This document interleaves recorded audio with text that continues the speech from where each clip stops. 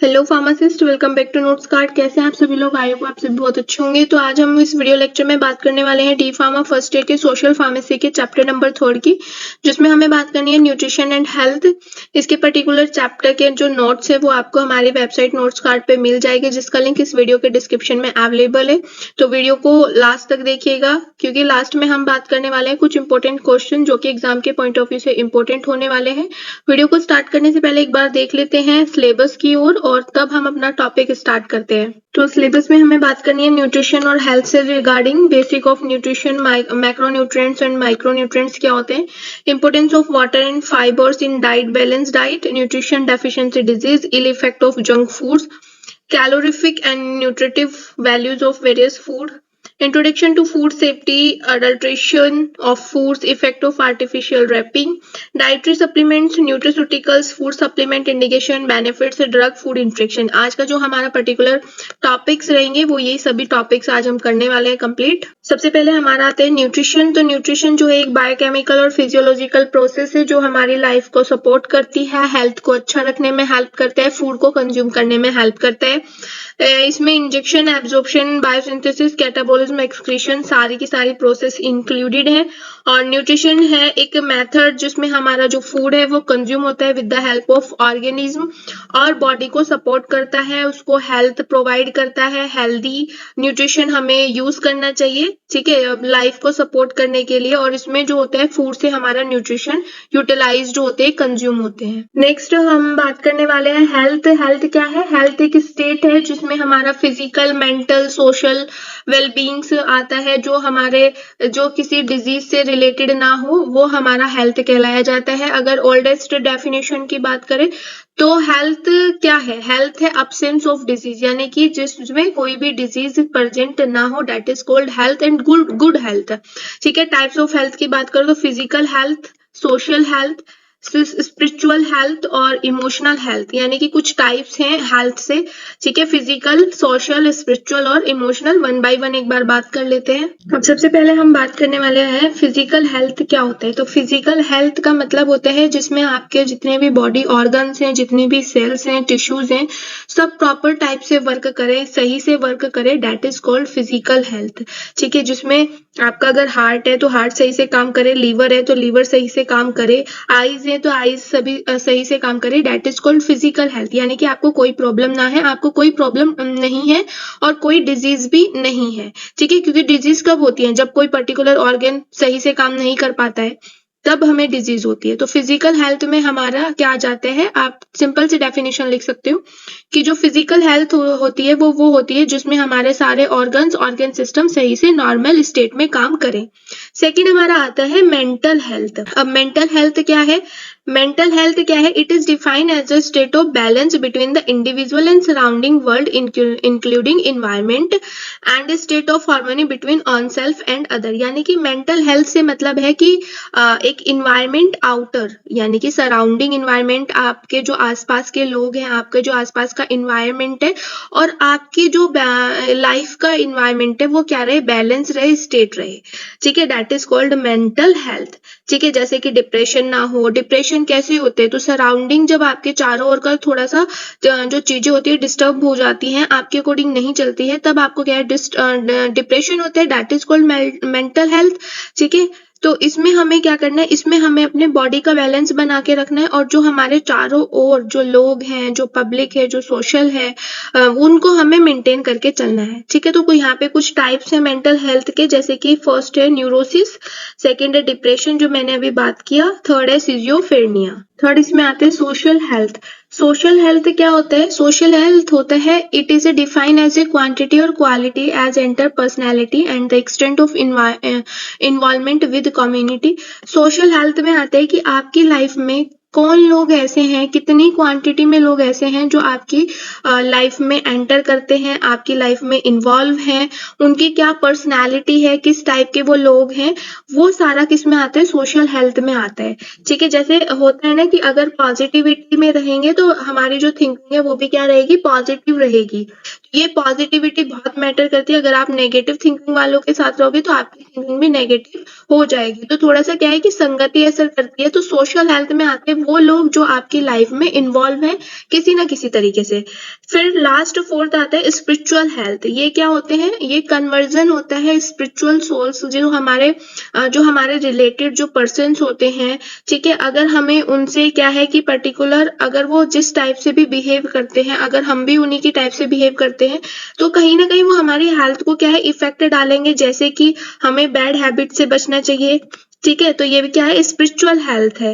यानी कि हमें अगर अपनी हेल्थ को अच्छा बनाना है तो हमें बैड हैबिट से दूर रहना चाहिए और जो भी हमारी पॉजिटिविटी थिंकिंग है उसको गेन करना चाहिए, नेगेटिविटी को बाहर निकालना चाहिए। और ये किसके ऊपर डिपेंड करते हैं, कहीं ना कहीं सोशल हेल्थ के ऊपर डिपेंड करते हैं, क्योंकि जैसे लोगों के जैसे इन्वायरमेंट में आप रहेंगे वैसे ही आपको हैबिट होगी, ठीक है।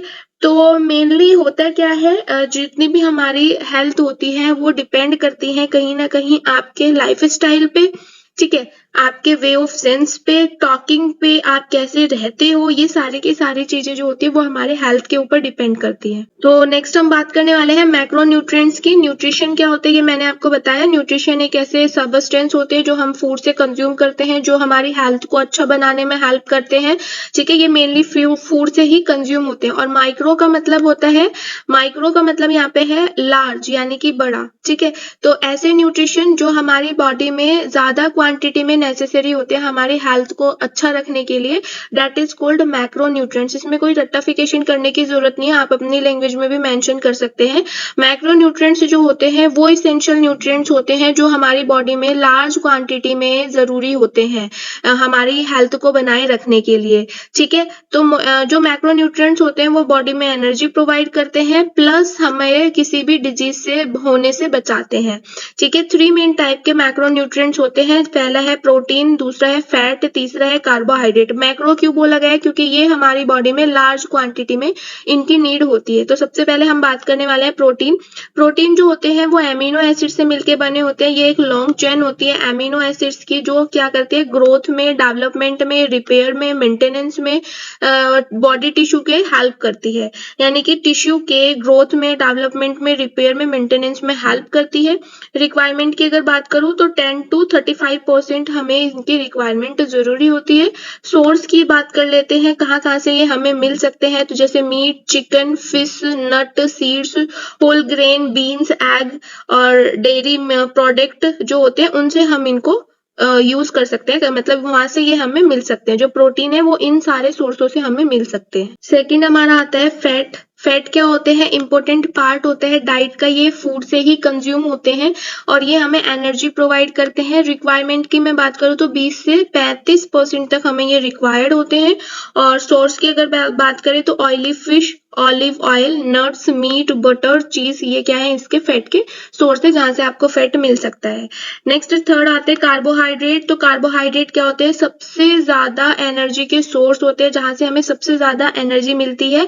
कार्बन, हाइड्रोजन और ऑक्सीजन से मिलके बने होते हैं। जितने भी हमें बॉडी टिश्यू होते हैं, बॉडी सेल्स होते हैं, ब्रेन्स होते हैं, जहां पे भी हमारी पूरी बॉडी में एनर्जी चाहिए होती है तो कार्बोहाइड्रेट वहां पे एनर्जी प्रोवाइड करते हैं। रिक्वायरमेंट की अगर मैं बात करूँ तो 45 से 65 यानी कि 45 से 65% हमें इनकी नीड होती है।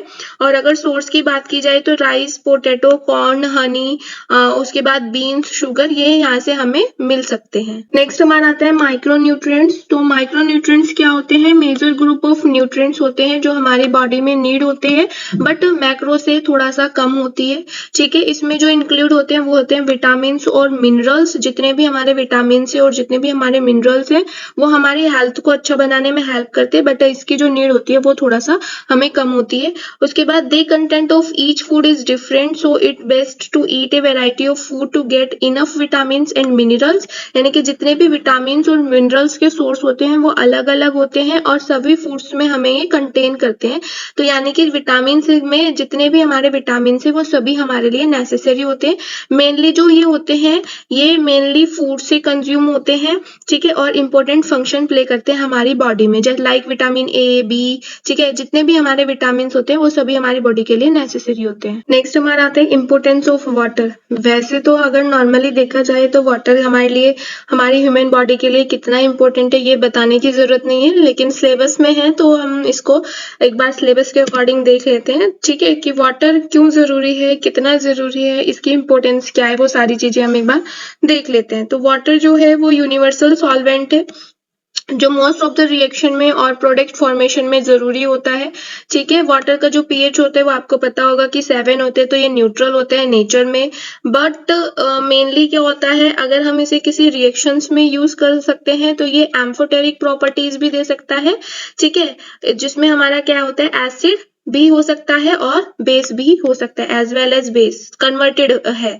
ठीक है। उसके बाद अगर बात की जाए पर डे कितनी रिक्वायरमेंट होती है अडल्ट ह्यूमन में, तो ये होता है 2.5 टू 3.5 लीटर पर डे हमें यूज करना चाहिए पानी, ठीक है, वाटर का यूज करना चाहिए। उसके बाद अगर इसके आइडियल कैरेक्टरिस्टिक्स की बात करूं तो वाटर जो होते हैं कलरलेस होते हैं, उसमें कोई कलर नहीं होते, टेस्टलेस होते हैं, डेफिनेटली ऑर्डरलेस होते हैं, उसमें कोई ऑर्डर भी नहीं होता है, और इसका जो पीएच होते हैं 7 होते हैं, न्यूट्रल होता है, ठीक है। उसके बाद फर्स्ट हम बात करने वाले हैं हेल्प इन डाइजेशन, इनके फंक्शंस हैं, क्यों हमारी बॉडी के लिए जरूरी होते हैं, कुछ इंपॉर्टेंस है। तो डाइजेशन में ये हेल्प कराते हैं, मेनली होता है क्या है कि जब हम खाना खाते हैं, ठीक है, तो जो हमारा सलाइवा होता है, सलाइवा भी क्या करता है, फूड को डाइजेस्ट करने में हेल्प करता है, तो उसमें भी क्या होता है, वाटरी, ठीक है, तो वाटरी सलाइवा जो होता है वो क्या करते हैं, जो फूड होते हैं उसको लुब्रिकेशन में हेल्प करता है, ब्रेक डाउन में हेल्प करता है, फूड को स्मॉल पार्टिकल्स में स्टिकी बनाने में हेल्प करता है।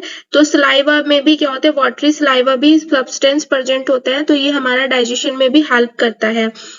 उसके बाद जब हमारे स्मॉल पार्टिकल्स हो जाते हैं तो आपको पता होगा कि जो फूड है वो हमारा किसमें, स्टमक और इंटेस्टाइन में चला जाता है, तो ये क्या करता है, देन ये कन्वर्ट हो जाता है और एब्जॉर्ब हो जाता है, ठीक है, in the presence of water. तो वाटर की प्रेजेंस में ही एब्जॉर्ब होता है, कन्वर्टेड होते हैं, इसलिए हमारा वाटर नेसेसरी है।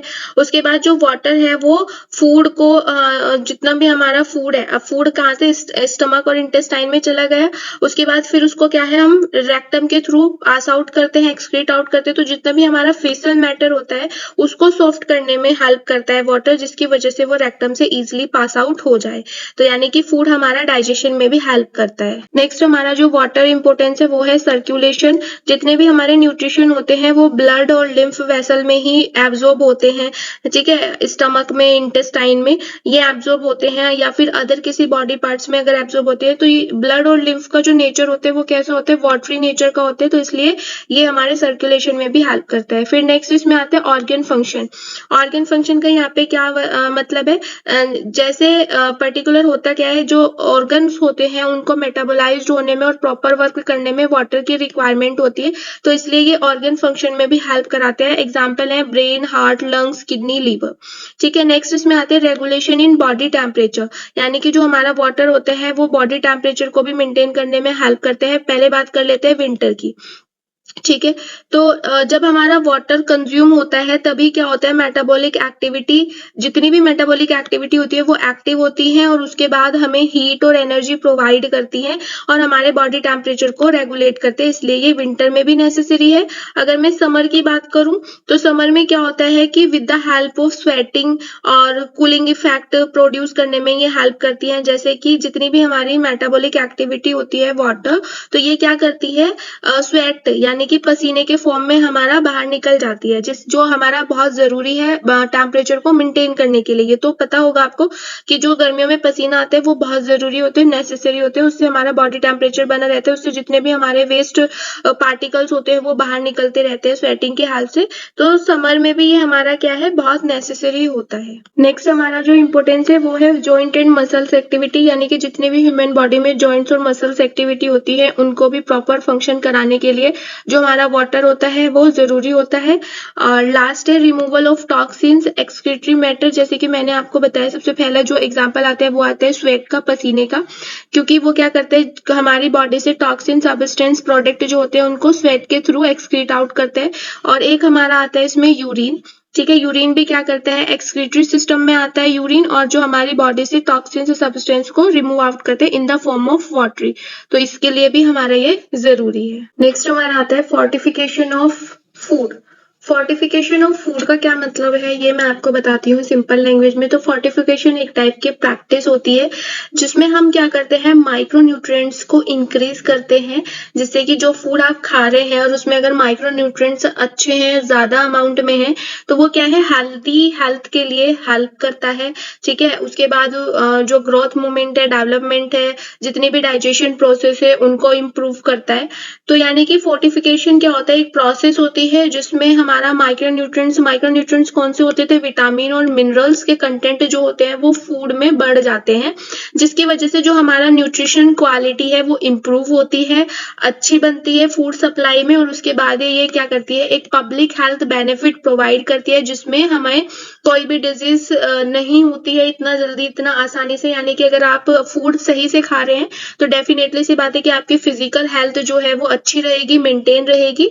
ठीक है, और उसके बाद डिजीज होने के कम चांसेस रहते हैं। तो फोर्टिफिकेशन क्या होता है, आप सिंपल लैंग्वेज में अगर मैं आपको बताऊं तो फोर्टिफिकेशन एक ऐसी प्रोसेस होती है जिसमें हम फूड में क्या करते हैं, माइक्रो न्यूट्रिएंट्स को बढ़ा देते हैं। ठीक है, कुछ ऐड करते हैं, कुछ मैशअप करते हैं, तो उसमें क्या होता है कि माइक्रो न्यूट्रिएंट्स बढ़ जाते हैं, तो विटामिन आपको अच्छे से मिलेंगे, मिनरल्स आपको अच्छे से मिलते हैं, तो उसको बोला जाता है फोर्टिफिकेशन। ठीक है, और इसमें क्या होता है, due to involvement of fortification और जेनेटिक इंजीनियर, ये क्या करते हैं, जितने भी पॉपुलेशन की नीड्स है, ठीक है, उनके अकॉर्डिंग, जितनी भी उनकी रिक्वायरमेंट्स है उनके अकॉर्डिंग ये इनको मेंटेन करते हैं और रिकवर करते चलते हैं। नेक्स्ट हमारा आता है इंपोर्टेंस, फोर्टिफिकेशन की क्यों जरूरत पड़ती है, क्या इसकी नेसेसरी रिक्वायरमेंट्स होती है। तो जो फोर्टिफिकेशन होते हैं वो प्रिवेंशन, रिडक्शन और कंट्रोल में हेल्प करता है माइक्रो न्यूट्रिएंट्स की डेफिशिएंसी के में। यानी कि ये हमारी बॉडी में जो हमारे विटामिन है, जो हमारे मिनरल्स हैं, उनकी डेफिशिएंसी होने से बचाता है। ठीक है, उसके बाद फिर नेक्स्ट इसमें आता है कि जो हमारा डिमॉन्स्ट्रेटेड माइक्रो न्यूट्रिएंट्स डेफिशिएंसी होते हैं, जो मेनली चिल्ड्रंस में होती है, प्रेग्नेंट वुमेन्स में हो सकते हैं, तो उनके लिए भी ये हेल्पफुल होता है। उन्हीं के लिए क्या होता है, फोर्टिफिकेशन किया जाता है कि उनको प्रॉपर माइक्रो न्यूट्रिएंट्स मिलते रहे जितना उनकी बॉडी के लिए नेसेसरी है। ठीक है, तो वो सारे की सारी चीजें किस में आते हैं, फोर्टिफिकेशन में आती है। ठीक, उसके बाद कुछ एग्जाम्पल्स यहाँ पे मेंशन किए गए हैं कि क्या है, तो जैसे फोर्टिफाइड मिल्क जिसमें हमारा विटामिन ए और डी मिलेगा, उसके बाद फोर्टिफाइड ग्रेन्स जिसमें हमारा vitamin rich wheat, pulse, rice, ये सब चीजें मिलेंगी। उसके बाद फोर्टिफाइड साल्ट्स जैसे कि आयोडीन और आयरन। ठीक है, उसके बाद फोर्टिफाइड ऑयल एंड घी। तो ये सारी की सारी वो चीजें हैं जो हमारी बॉडी में, जो हम बाहर से यूज कर रहे हैं, हम डाइट में इनको यूज करते हैं, हम इसको एज ए फूड अप्लाई करते हैं अपनी बॉडी पे, बट ये हमारी बॉडी में विटामिन, मिनरल्स, जितने भी हमारे माइक्रो न्यूट्रिएंट्स है उनकी डेफिशिएंसी से हमें बचाते हैं। क्योंकि अगर हमारी बॉडी में एक बार विटामिन और मिनरल्स की कमी आ जाती है तो हमें डिजीज होने स्टार्ट हो जाती है। तो उन सारी चीजों के लिए हम फोर्टिफिकेशन करते हैं फूड का।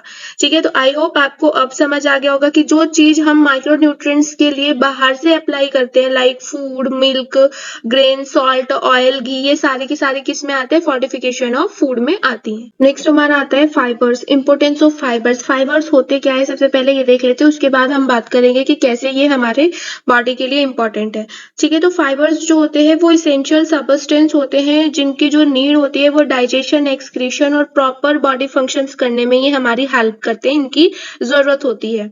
ठीक है, उसके बाद जो हमारे फाइबर्स होते हैं वो हमारे सेल्यूलोज और प्लांट पार्ट के लिग्निन से मिलके बने होते हैं। सेल्यूलोज जो होता है वो हमारी बॉडी में डाइजेस्ट नहीं होता है। इस डाइजेशन के बेस पे ये दो टाइप से डिवाइड होते हैं। फर्स्ट है सॉल्युबल फाइबर्स और सेकंड है इनसॉल्युबल फाइबर्स। सबसे पहले देखेंगे कि सॉल्युबल फाइबर्स होते क्या हैं। ठीक है, तो जो सॉल्युबल फाइबर्स होते हैं, इन फाइबर्स में जो सेल्यूलोसिक कंपोनेंट्स होते हैं, सेल्यूलोजिक कंपोनेंट्स होते हैं, वो क्या होते हैं, कम होते हैं। इसीलिए ये क्या होता है, इजिली डाइजेस्ट हो जाता है with the help of proteolytic enzyme की हेल्प से। और कभी कभी पूछ लिया जाता है कि जो सॉल्युबल फाइबर्स होते हैं वो कैसे, कौन से एंजाइम की वजह से इजिली डाइजेस्ट हो जाते हैं, तो आपका आंसर होना चाहिए प्रोटियोलाइटिक एंजाइम की हेल्प से बॉडी में डाइजेस्ट हो जाते हैं और ये कन्वर्ट हो जाते हैं जेल की फॉर्म में, जिससे कि ये इजिली डाइजेस्ट हो जाए। ठीक है, बट ये क्या करते हैं, ये डाइजेशन प्रोसेस को क्या कर देंगे, स्लो कर देंगे। यहाँ पे कुछ एग्जाम्पल्स हैं जैसे कि सीड्स, बीन, एप्पल, नट्स और कुछ सिट्रस फूड, वे किसके एग्जाम्पल है? सॉल्युबल फाइबर्स के। नेक्स्ट आता है इनसॉल्युबल फाइबर्स, तो ये जस्ट इसके अपोजिट है। इसमें क्या होता है, मेनली इस टाइप के फाइबर्स में जो हमारा सेल्यूलोजिक कंपोनेंट्स होता है वो ज्यादा होता है, इसीलिए ये डाइजेस्ट नहीं हो पाता है, जेल में कन्वर्ट नहीं हो पाता है। With the help of proteolytic enzyme की हेल्प से भी ये कन्वर्ट नहीं हो पाता, और इसीलिए ये क्या है, अनचेंज फॉर्म में पास होता रहता है स्टमक, ठीक है, स्टमक से, और उसके बाद ये डाइजेशन प्रोसेस को क्या करता है, सपोर्ट करता है, ठीक है। तो ये डाइजेशन प्रोसेस को बढ़ा देता है। इसमें जो एग्जांपल्स हैं वो है ग्रेन्स, पपाया, बनाना और सम वेजिटेबल्स। फाइबर्स के बाद अब हम बात करने वाले हैं इंपॉर्टेंस फंक्शंस कौन कौन से होते हैं। तो फर्स्ट है हेल्प इन डाइजेशन, ये क्या करता है, डाइजेशन में हेल्प करता है। जो इनसॉल्युबल फाइबर्स होते हैं वो क्या करते हैं, डाइजेशन के प्रोसेस को प्रमोट करते हैं, सपोर्ट करते हैं, ठीक है। ये मैंने अभी आपको पिछली स्लाइड में बताया है। तो इसीलिए क्या करते हैं, डाइजेशन में भी हमारा हेल्प करते हैं, और जितने भी हमारे इनसॉल्युबल फाइबर्स मटेरियल्स होते हैं वो इजी पास थ्रू हो जाते हैं रेक्टल और एनल के थ्रू, ठीक है। सेकंड इसमें होता है मेंटेन द कोलेस्ट्रॉल लेवल, ये हमारी बॉडी में कोलेस्ट्रॉल लेवल को मेंटेन करके रखता है, ठीक है। क्यों करके रखता है, क्योंकि इसमें जितने भी अनवांटेड कोलेस्ट्रॉल के लिगेंड्स होते हैं वो इजीली एक्सक्रीट आउट हो जाते हैं बॉडी से with the help of fibre. Next इसमें होता है, थर्ड है इसमें maintain the blood sugar level, ये क्या करता है, डाइजेशन प्रोसेस में हेल्प करता है, ठीक है। उसके बाद जितने भी हमारे इसेंशियल सब्सटेंस होते हैं एब्जॉर्प्शन और रिमूवल के लिए उनको रेगुलेट करता है, इसीलिए ब्लड शुगर लेवल को ये रेगुलेट करता रहता है, और हमारा जो ब्लड शुगर लेवल है वो मेंटेन होता रहता है। नेक्स्ट है प्रिवेंशन इन जीआईटी इन्फेक्शन, तो समटाइम होता क्या है कि हमारी बॉडी में कॉन्स्टिपेशन हो जाता है, प्रॉपर डाइजेशन नहीं हो पाता है, कॉन्स्टिपेशन हो जाता है, डाइजेशन की जो प्रोसेस है वो डिस्टर्ब हो जाती है, जिसकी वजह से जीआईटी में इन्फेक्शन कॉज हो जाता है, ठीक है। तो उस कंडीशन में जो डॉक्टर रिकमेंड करते हैं वो फाइबर्स, फ्रूट और वेजिटेबल्स करते हैं, जो क्या करें, डाइजेशन की प्रोसेस को बढ़ा दें, ठीक है। तो इसीलिए हमें ये जीआईटी इन्फेक्शन से भी बचाता है। नेक्स्ट इसमें आता है, ये आपका नेक्स्ट टॉपिक है जिसमें हमें पढ़ना है कैलोरीफिक वैल्यू के बारे में। कैलोरीफिक वैल्यू क्या होती है और ये किस टाइप से मेजर होती है वो हमें इसमें बात करनी है, ठीक है। तो जो कैलोरीफिक वैल्यू होती है ये क्या होता है, सबसे पहले ये देख लेता है। तो 1 ग्राम फूड मटेरियल या सब्सटेंस जो हम इंटेक करते हैं या फूड हम खाते हैं उसमें कितना अमाउंट में एनर्जी प्रोड्यूस होता है, that is called calorific value. यानी कि 1 ग्राम फूड जब आप खाते हो तो उसमें से आपको कितना एनर्जी मिलता है, ठीक है, उस अमाउंट को हम क्या बोलते हैं, कैलोरीफिक वैल्यू बोलते हैं। और इसका जो पर्टिकुलर मेजरमेंट होता है वो कैलोरीमीटर से होता है, ठीक है। लैबोरेटरी में हम इसको यूज करते हैं, ऐसे घर पे आप इसको कैलकुलेट नहीं कर सकते हो, और एक्सपेरिमेंट जब हम करते हैं तब हम इसको यूज करते हैं, ठीक है। फिजियोलॉजिकल वैल्यू और न्यूट्रिटिव वैल्यू क्या होती है, क्योंकि कभी कभी क्वेश्चन आ जाता है कि what is the basic difference between calorific and physiological और न्यूट्रिटिव वैल्यू, ठीक है। तो कैलोरीफिक वैल्यू कौन सी हो गई, जब हम 1 ग्राम फूड में हम क्या देखते हैं कि कितनी अमाउंट में हमारा एनर्जी मिली। फिजियोलॉजिक वैल्यू क्या होती है, फिजियोलॉजिक वैल्यू होती है amount of energy produced by the 1 gram food material और substance in the respiratory mechanism in human body. इसमें क्या होता है कि 1 ग्राम फूड मटेरियल में हमें कितनी एनर्जी मिली ये तो हम देखेंगे, बट किस में देखेंगे, हम रेस्पिरेटरी मैकेनिज्म में देखेंगे, that is called physiological value, ठीक है। अगर हम कैलोरीफिक वैल्यू और न्यूट्रिटिव वैल्यू की बात करें तो यहाँ पे मैंने 3 आपको मेंशन किया है, कार्बोहाइड्रेट का, फैट का और प्रोटीन का। तो जो कार्बोहाइड्रेट का फिजियोलॉजिकल वैल्यू होता है वो होता है 4.0, ठीक है, 1 ग्राम का, और जबकि कैलोरीफिक वैल्यू कितनी होती है 4.1, ठीक है। उसके बाद फैट का कितना होता है 9.0, जबकि कैलोरीफिक वैल्यू कितनी होती है 9.45। प्रोटीन का कितना होता है 4.0, बट कैलोरीफिक वैल्यू कितनी होती है 5.65। तो ये बेसिक डिफरेंस है। नेक्स्ट हमारा आता है फूड। अब फूड क्या है, food is necessary for all living beings, यानी कि जितने भी हमारे लिविंग बींग्स होते हैं, ठीक है, एनिमल्स हो, ह्यूमंस है, उनके लिए फूड नेसेसरी होता है, यानी कि पूरे प्रॉपर बॉडी फंक्शंस कराने के लिए, न्यूट्रिशन प्रोवाइड करने के लिए, एनर्जी को गेन करने के लिए हमें फूड की जरूरत होती है। ठीक है, तो मेनली क्लासिफिकेशन की अगर मैं बात करूं तो जो क्लासिफिकेशन है वो हमारा बेस्ड है उनके फंक्शंस के ऊपर। जितने भी हमारे डाइटरी कॉन्स्टिट्यूएंट्स होते हैं फूड में, जैसे कि protein, carbohydrate, fat, vitamin, minerals, water, protein, fat, carbohydrate, इन सबको क्या बोला जाता है? मैक्रोन्यूट्रिएंट्स बोला जाता है। वो मैं आपको पहले भी बता चुकी हूँ। और एक हमारे होते हैं माइक्रोन्यूट्रिएंट्स, जिसमें हमारे विटामिन और मिनरल्स आते हैं। तो ये क्या है? सारे के सारे फूड कंपोनेंट्स है। तो इन्हीं के ऊपर हम बेस्ड इनका क्लासिफिकेशन करेंगे। फर्स्ट आता है एनर्जी प्रोड्यूसिंग फूड, यानी कि ऐसा फूड जो कार्बोहाइड्रेट और फैट्स में ज्यादा क्वांटिटी में हो, उसको आप क्या बोलोगे? एनर्जी प्रोड्यूसिंग फूड बोलोगे। और ये क्या करता है? हीट और एनर्जी बॉडी को सप्लाई करता है, जैसे कि शुगर, हनी, जेलीज। ठीक है, तो ये क्या है? एनर्जी प्रोड्यूसिंग फूड है। नेक्स्ट बी पार्ट है body building food. These are food rich in protein, यानी कि ऐसे फूड जो हमारे प्रोटीन में ज्यादा होते हैं, प्रोटीन उनमें ज्यादा पाया जाता है, that is called body building food. ठीक है, इसमें क्या होता है? They are required for body building and anaerobic food, जैसे कि meat, fish, pulse, oil, seeds, eggs, nuts, milk. ये क्या है? हमारे बॉडी बिल्डिंग फूड है। इसमें नेक्स्ट आता है protective food. These are food rich in protein, vitamin, minerals and water, या फिर आप इनको माइक्रोन्यूट्रिएंट्स भी बोल सकते हो, क्योंकि इसमें विटामिन और मिनरल्स भी प्रेजेंट है। ठीक है, ये क्या करते हैं? ये हमारी बॉडी में किसी भी पर्टिकुलर डिजीज का रिपेयर करने में हेल्प करते हैं, जैसे लाइक इम्यून सिस्टम, वो हमारी बॉडी में डिजीज होने से बचाता है। जितने भी हमारे टिश्यूज होते हैं उनको रेगुलेशन करने में, उनके फंक्शंस को सही से मेंटेन करने में हेल्प करते हैं। ठीक है, तो ये सारा का सारा हमारा किस में आता है? प्रोटेक्टिव फूड में आता है, जैसे कि milk, egg, liver, green leafy vegetables and fruits. Next हमारा आता है फूड अडल्ट्रेशन। तो फूड अडल्ट्रेशन का क्या मतलब है? अडल्ट्रेशन का मतलब होता है मिलावट। तो जब हम किसी फूड में कोई मिलावट कर देते हैं उसकी क्वांटिटी बढ़ाने के लिए, तो उसकी क्वालिटी डेफिनेटली सी बात है कम हो जाती है। ठीक है, तो उस कंडीशन को हम क्या बोलते हैं? फूड अडल्ट्रेशन बोलते हैं। तो ये एक टाइप की प्रोसेस है जिसमें क्या होता है? कुछ कंटामिनेशन, फूड मटेरियल्स या कुछ फ्यू सब्सटेंस हम ऐड कर देते हैं फूड में, डेट इज कॉल्ड अडल्ट्रेंट। ठीक है, उसको हम जो हमने मिलावट की है उसको क्या बोलेंगे? अडल्ट्रेंट बोलेंगे। और इस प्रोसेस को हम क्या बोलेंगे? फूड अडल्ट्रेशन बोलेंगे। ठीक है, तो मेनली होता क्या है? This process of contaminating food, adding to the food components is a common phenomena in developing country, यानी कि जितनी भी हमारी डेवलप कंट्रीज हैं ये उनके लिए एक कॉमन फिनोमिना है, जिसमें वो फूड कंपोनेंट्स में क्या करते हैं? कुछ कंटामिनेटिंग फूड ऐड कर देते हैं उसकी क्वांटिटी को बढ़ाने के लिए। ठीक है, जैसे कि एग्जांपल की अगर मैं बात करूं तो milk can be diluted by adding water. कुछ ऐसी पर्टिकुलर, अगर हम मिल्क में वाटर को मिला दें, ठीक है, तो उसकी क्वांटिटी इंक्रीज हो जाती है। और ये नॉर्मल हमने भी देखा है, ये होता भी है। जितने भी मिल्क वाली जो जितने भी शॉप्स होती हैं, तो उसमें क्या होता है? मेनली मिल्क में कुछ पानी ऐड कर देते हैं जिसकी वजह से उसकी क्वांटिटी बढ़ जाती है, बट एक्चुअल में क्वालिटी घट जाती है। इसीलिए इसको क्या बोला गया है? मिलावट, यानी कि अडल्ट्रेशन। तो इसमें अडल्ट्रेंट कौन सा हुआ? वाटर इसमें क्या है? अडल्ट्रेंट है। ठीक है, आर्टिफिशियल रैपिंग।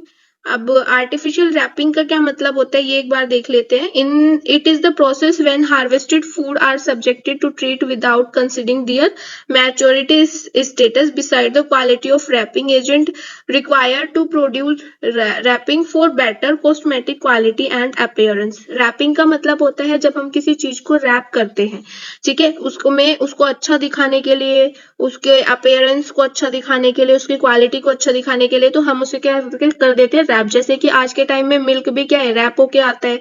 ठीक है, पॉलिथीन्स में आता है। तो मेनली आर्टिफिशियल रैपिंग वो पर्टिकुलर रैप मूवमेंट होता है जो हम मेनली तब यूज करते हैं जब हमें किसी प्रोडक्ट को अच्छा दिखाना है, उसकी क्वालिटी को बढ़ाना है। ठीक है, तो उस कंडीशन में हम आर्टिफिशियल रैपिंग करते हैं। आर्टिफिशियल रैपिंग में नेक्स्ट आता है इफेक्ट ऑफ आर्टिफिशियल रैपिंग। जब आप आर्टिफिशियल रैपिंग करते हैं तो क्या क्या इफेक्ट हो सकते हैं? Artificial ripening of fruits. तो ये क्या करते हैं? The appearance of the artificial ripening fruits improve the properties like taste, smell, touch are found to be week.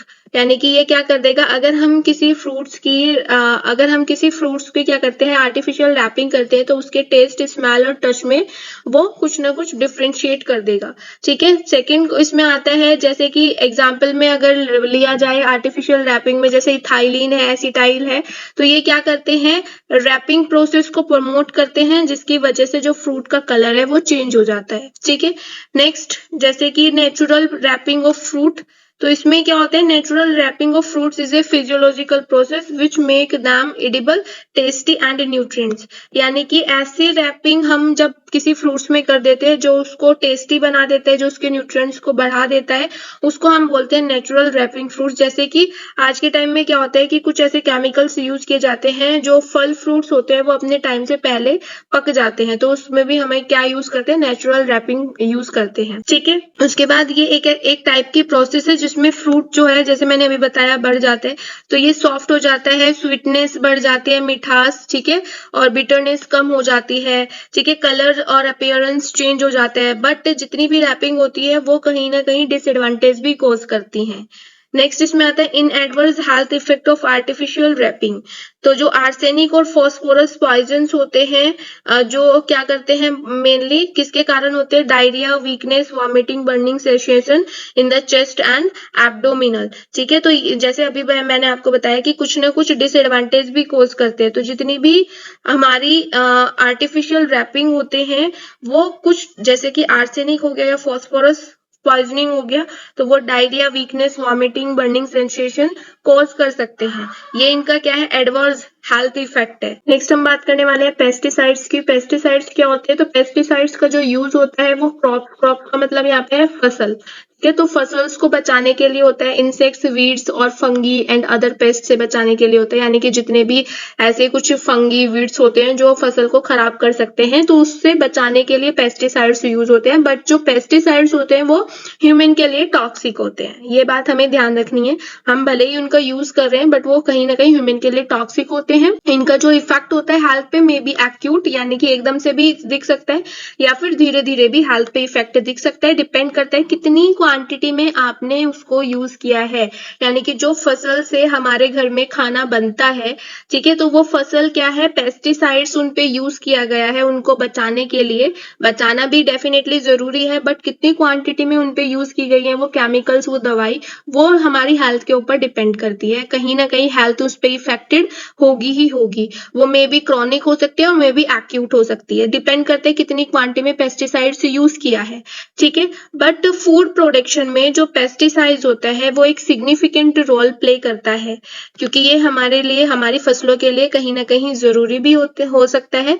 They protect and the number of times per year crops can be grow on the same land. यानी कि ये क्या करता है, एक land पे हम क्या करते हैं, फसलों को उगाते रहते हैं। ठीक है। तो फसल कैसे उगती है, जैसे टाइम है गर्मी, सर्दी, बरसात, तो उसके अकॉर्डिंग जो फसल्स है वो सेम लैंड पे जब उसको उगाई जाती है, उसको क्या किया जाता है, ग्रो कराया जाता है, तो उस चीज को वो क्या करता है, प्रोटेक्ट करता है। तो जितने भी हमारे पेस्टिसाइड्स होते हैं वो हमारे फसल्स के लिए नेसेसरी होते हैं, बट ये हमारी हेल्थ पे इफेक्ट डालते हैं। नेक्स्ट हमारा आता है डाइटरी सप्लीमेंट्स और फूड सप्लीमेंट्स। डाइटरी सप्लीमेंट्स और फूड सप्लीमेंट्स का यहाँ पे क्या मतलब है, ये वो सप्लीमेंट्स होते हैं जो हम बाहर से इनटेक करते हैं हमारी बॉडी में। जैसे आप फूड नहीं खाते हो तो हमारा क्या है, हमारी बॉडी में विटामिन की कमी पड़ जाएगी, मिनरल्स की कमी पड़ जाएगी, एनर्जी कम हो जाएगी।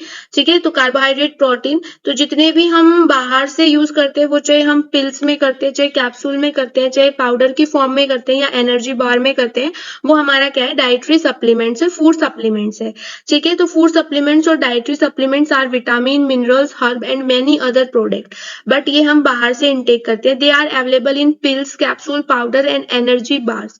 ठीक है। ये क्या करते हैं, ये हमारी बॉडी में जितना भी हमारा एडुकेट, जितनी भी हमारी क्वांटिटी में हमें न्यूट्रिएंट्स जरूरी होते हैं हमारी बॉडी में, जब हम अगर हम खाना नहीं खा रहे हैं, ठीक है, तो ये क्या करते हैं, उस न्यूट्रिशन की कमी को पूरा करते हैं, यानी कि जितना भी हमें इसेंशियल न्यूट्रिशन चाहिए उसको हम बाहर से इनटेक कराते हैं, ठीक है। तो जैसे कुछ ऐसी डिजीज होती हैं जिसमें हम पेशेंट को फूड नहीं देखते हैं, तो हम उनका क्या है, due to pills, capsule, powder, उस कंडीशन में हम उनका न्यूट्रिशन को कंप्लीट करते हैं जितना भी इसेंशियल होता है। नेक्स्ट हमारा आता है न्यूट्रास्यूटिकल्स क्या होते हैं। तो न्यूट्रास्यूटिकल्स वो सब्सटेंस होते हैं जो हम एज ए मेडिसिन बाहर से यूज करते हैं और हमारी बॉडी को जितनी जरूरत होती है उतना वो न्यूट्रिशन प्रोवाइड करते हैं। जब हमारी बॉडी में फूड का एब्जॉर्प्शन या कोई किसी रीजन की वजह से फूड से वो प्रॉपर इसेंशियल कंपोनेंट्स नहीं मिल पाते हैं जो हमारी बॉडी के लिए नेसेसरी होते हैं, तब हम न्यूट्रास्यूटिकल्स ऐड करते हैं जिससे कि हमारी बॉडी को न्यूट्रिशन मिलता रहे प्रॉपर, ठीक है। और they are defined as a substance which has physiological benefits and provide protection against chronic disease, यानी कि ये वो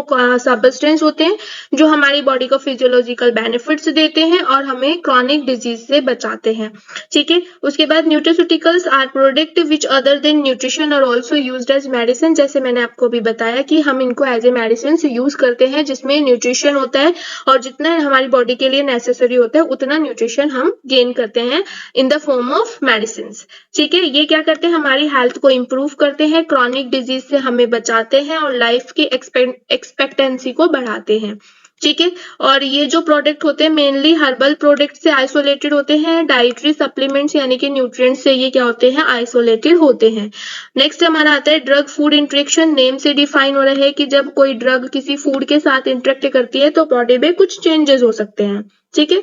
तो यानी कि ये एक टाइप का ऐसा चेंजेस है, एक ऐसा इफेक्ट है जब हम फूड के साथ ड्रग को इंटरेक्ट कराते हैं, तब अगर हमारी बॉडी में कोई चेंजेस दिखता है या वो पर्टिकुलर जो फूड है, फूड ड्रग इंटरेक्शन है, वो ड्रग में कोई कुछ ना कुछ इफेक्ट शो करते हैं, कुछ चेंज कर देता है उसके ड्रग के यूजेस को, that is called drug food interaction. यानी कि ऐसा चेंज जो हमारे ड्रग के इफेक्ट पे शो होता है बॉडी में, जब वो फूड के साथ इंटरेक्ट होता है तब हम इसको क्या बोलेंगे, ड्रग फूड इंटरेक्शन बोलेंगे, ठीक है। उसके बाद ये सभी ड्रग्स ऐसी नहीं होती हैं जो फूड के साथ इंटरेक्ट करती है, बट हाँ सम ड्रग्स आर अफेक्टेड, ठीक है। तो कुछ ऐसी ड्रग्स होती हैं जो क्या करती है, फूड के साथ इंटरेक्ट होके उसकी इफेक्ट को चेंज कर देंगी, ठीक है। तो क्या क्या चेंजेस हो सकते हैं, जब हमारा अगर किसी के साथ ऐसा हुआ है, ड्रग फूड इंटरेक्शन हुआ है, तो मे बी वो क्या कर देती हैं, ड्रग के एब्जॉर्प्शन को बढ़ा देंगी, डिक्रीज कर सकती हैं या फिर डिले भी कर सकती हैं, ठीक है। उसके बाद उसके साथ साथ ही वे ड्रग के एक्शन को इंक्रीज भी कर सकती हैं और डिक्रीज भी कर सकती हैं और एडवर्स इफेक्ट पे भी कुछ ना कुछ इफेक्ट शो कर सकती हैं। तो यानी कि मतलब ये सारी ड्रग्स के लिए नहीं है, बट हाँ कुछ ऐसी ड्रग्स हैं जो ड्रग फूड इंटरेक्शन कॉज करके कुछ भी इफेक्ट शो कर सकती हैं। और जैसे कि मैंने आपको बताया था इस वीडियो लेक्चर में स्टार्टिंग में कि लास्ट में हम इंपॉर्टेंट क्वेश्चन की बात करेंगे, तो आपके इंपॉर्टेंट क्वेश्चन कुछ इस टाइप से हैं। सबसे पहला इंपॉर्टेंट क्वेश्चन है, define nutrition, explain how do you effect on health, यानी कि इसमें आपको न्यूट्रिशन के बारे में बताना है और आपको बताना है कि ये हेल्थ पे कैसे इफेक्ट करता है। सेकंड क्वेश्चन है, define health and explain the types, health के बारे में बताना है और कितने टाइप्स के हेल्थ होते हैं। ये सारे क्वेश्चन हम अभी डिस्कस कर चुके हैं, तो इसमें कोई भी नया नहीं है, ठीक है। नेक्स्ट थर्ड क्वेश्चन है, what is micronutrients and macronutrients, क्या होते हैं ये आपको बताना है। नेक्स्ट है, what is the importance of water in human life, यानी कि वाटर का इंपॉर्टेंस क्या है ह्यूमन लाइफ में, वो आपको बताना है। Next, explain the process of fortification of food, आपको बताना है फोर्टिफिकेशन फूड क्या होता है, ये कौन सी प्रोसेस होती है। Next, explain the importance of fibres, fibres के इंपॉर्टेंस बताने हैं। Next, what do you mean by food adulteration, आप फूड अडल्ट्रेशन से आप क्या समझते हैं, ये आपको इसमें बताना है। नेक्स्ट है, what is the basic difference between calorific value and nutrition value, इन दोनों में आपको डिफरेंशिएट करना है। नेक्स्ट क्लास में हमें बात करनी है चैप्टर नंबर 4 की, जिसमें हमें देखना है microbiology and common micro organism, epidemiology, ठीक है, और respiratory infections, intestinal infection, arthropod born infection, surface infection, इसको हम बात करने वाले हैं नेक्स्ट लेक्चर में। Thank you for watching this video. If you want to connect with us, then join our Telegram or WhatsApp group. Link will be mentioned in description box. Thank you so much.